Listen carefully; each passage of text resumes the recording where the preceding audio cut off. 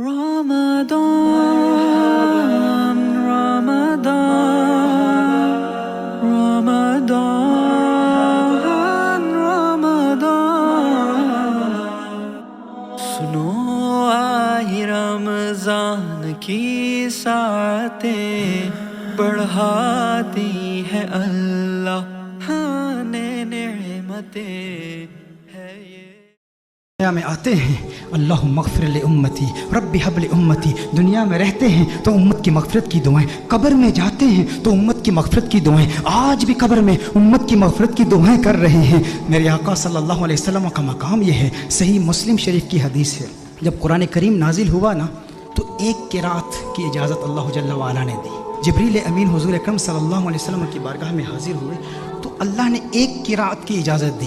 حضور اکرم صلی اللہ علیہ وسلم نے جبریل امین کو واپس بھیج دیا، جبریل واپس چلے جاؤ، اللہ کی بارگاہ میں عرض کرو کہ میری امت کے قبائل تو بہت زیادہ ہیں، اب ایک قرات کی اجازت، یہ میری امت کے لیے اس کا تلفظ آسان نہیں ہے، حوّن علی امتی، امت کو سہولت دی جائے۔ نبی کریم صلی اللہ علیہ وسلم نے جبریل امین کو واپس بھیج دیا، جبریل امین اللہ کی بارگاہ میں حاضر ہوئے۔ اب دیکھیں ہندوستان کے علماء بیٹھے ہیں، حضور کے امتی ہندوستان میں بھی رہتے ہیں نا، میں جب ہندوستان میں جاتا ہوں تو وہاں پر جب بیانات میں مجھے دعوت دی جاتی ہے، جب مجھے مدعو کرتے ہیں تو کہتے ہیں شاکب شامی کو ہم دعوت دے رہے ہیں۔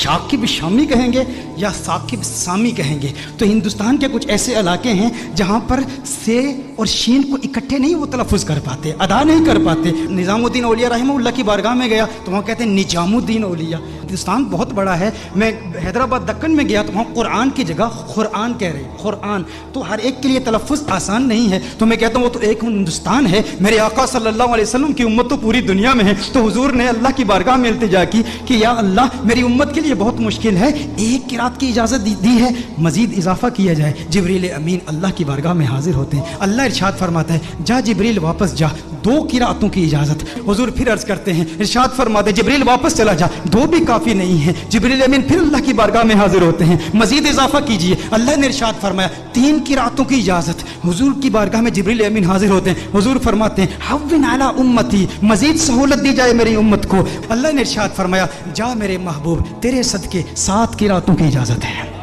اللہ ناراض نہیں ہوا، اللہ نے ناراضگی کا اظہار نہیں کہ میں ارحم الراحمین ہوں، میں اپنی مخلوق کے تلفظ کو نہیں جانتا تو کون جانتا ہے؟ میرے محبوب بار بار جبریل کو واپس کیوں بھیجتا ہے؟ میں نے تو قرآن نازل کیا نا، لیکن اللہ نے ناراضگی کا اظہار نہیں کیا بلکہ اللہ جل وعلا نے پیار کا اظہار کیا۔ اب اللہ کا پیار کیا ہے، اللہ کی محبت کیا ہے کہ محبوب یہ جو 3 بار تجھے تکلیف اٹھانی پڑی نا کہ تو نے جبریل کو 3 بار بھیجا ہے میری بارگاہ میں، اس تکلیف کی وجہ سے محبوب تجھے انعام دیتا ہوں، تجھ پہ اپنی عنایات کا نزول کرتا ہوں۔ وہ انعام کیا ہے؟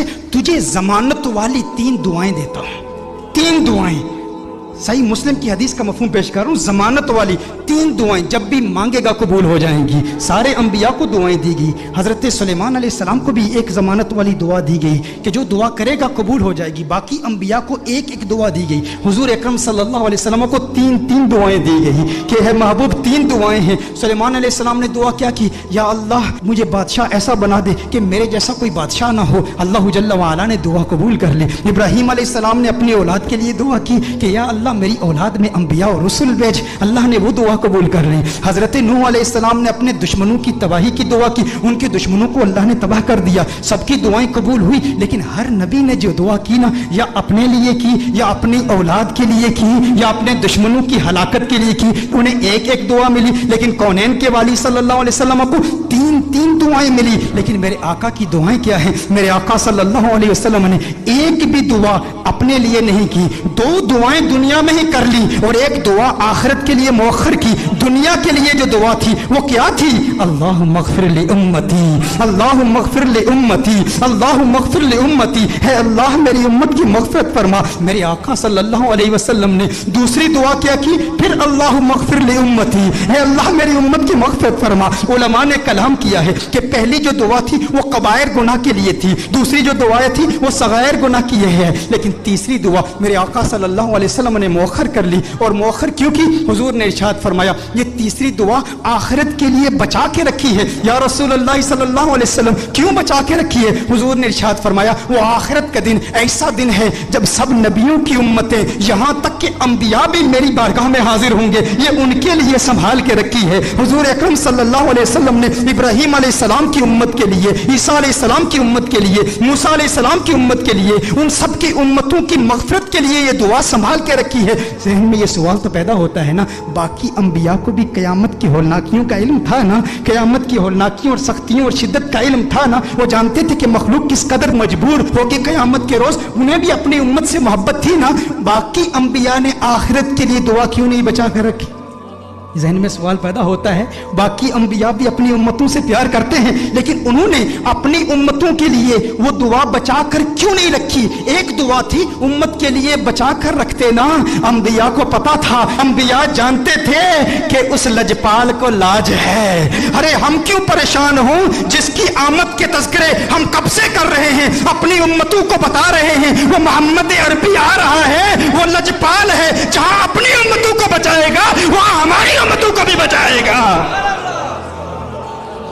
मेरे आका सल्लल्लाहु अलैहि वसल्लम फकत अपनी उम्मत के लिए नहीं आए, वो रहमतुल लिल आलमीन है। वो ईसा के लिए भी आए हैं और ईसा की उम्मत के लिए भी आए हैं। वो मूसा के लिए भी आए हैं, मूसा की उम्मत के लिए भी आए हैं। वो इब्राहीम के लिए भी आए हैं, इब्राहीम की उम्मत के लिए भी आए हैं। वो नूह के लिए भी आए हैं और नूह की उम्मत के लिए भी आए हैं। अला नबीना व अलैहिस्सलातु वस्सलाम। उन्हें परेशानी नहीं थी, वो जानते थे वो लजपाल हैं, उन्होंने पहले ही इंतजाम कर रखा है, वो सबकी शिफात कर देंगे। क्योंकि मेरे आका सिर्फ इस उम्मत के लिए नबी नहीं, वो सबके लिए नबी है, यहां तक नबियों के लिए भी नबी है। आला हजरत ने ये अहमद रजा साहब कलाम पढ़ रहे थे, उस वक्त मुझे आला हजरत का वो कलाम याद आया। आला हजरत ने बड़ा खूबसूरत तखय्युल बांधा है कि दुनिया में मेरे दिल में ये ख्वाहिश है कि नबियों और रसूलों से मिलूं और सारे अंबिया और रसूल से एक इल्तिजा करूं, उनसे एक बात पूछूं। ये किसकी ख्वाहिश है? आला हजरत की ख्वाहिश है कि इस दुनिया में सारे अंबिया और रसूल से मुलाकात करूं और उनसे एक सवाल पूछूं। लेकिन इस दुनिया में मुमकिन तो नहीं है अहमद रजा कि सारे अंबिया और रसूल की बारगाह में तू हाजिर हो और उनसे सवाल पूछ। कहा तो फिर मैं क़यामत के रोज़ पूछ लूँगा, आखिरत में पूछ लूँगा। उस वक्त मखलूक भी अपने अपने मकाम के एतबार से और अल्लाह की शान के लायक अल्लाह को देखेगी। तो अल्लाह के सामने आला हजरत हुजूर के सामने अंबिया से एक सवाल पूछेंगे। वो सवाल क्या है? अंबिया से करूँ अर्ज़ क्यों मालिक हो। अंदाज देखें, तेवर देखें, अदब का मकाम देखें। हुजूर का एहतराम भी है, उम्मती आपका हूं, लेकिन अंबिया से एक सवाल पूछना चाहता हूं। अंबिया से करूं अर्ज क्यों मालिको, क्यों मालिको। अंबिया से करूं अर्ज क्यों मालिको, क्यों मालिको। क्या नबी है तुम्हारा हमारा नबी? ये जो हमारे आका है, जो अचानक मुअत्तर फिजा हो गई, मुखालिफ हवा दिल रुबा हो गई, लगा यूं के राज़ी खुदा हो गया।